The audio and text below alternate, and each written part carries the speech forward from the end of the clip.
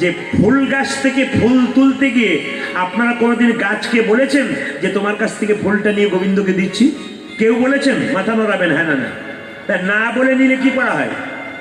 তা এতদিন তো চুরির ফুল দিয়েছেন আপনারা, না বলে নিলে তো চুরি করা হয়। তাহলে আপনি যখন গাছে ফুল তুলবেন তখন আপনাকে এই কথাটা বলতে হবে গলায় কাপড় দিয়ে, কি হে বৃক্ষ মাতা, তুমি যে বক্ষ বিদীর্ণ করে ফুল দিয়েছো, এই ফুল গোবিন্দ সভায় লাগাবো, এতে যদি তোমার কোনো আঘাত হয়ে থাকে তুমি নিজ গুণে ক্ষমা করো।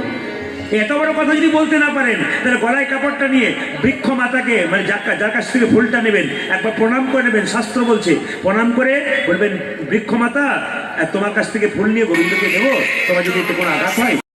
আর প্রত্যেকটা জীবকে হরিনাম দিচ্ছেন। অধম পতিত জীবের দ্বারে দ্বারে গিয়া, অধম পতিত জীবের দ্বারে, অধম পতিত জীবের দ্বারে দ্বারে, অধম পতিত জীবের দ্বারে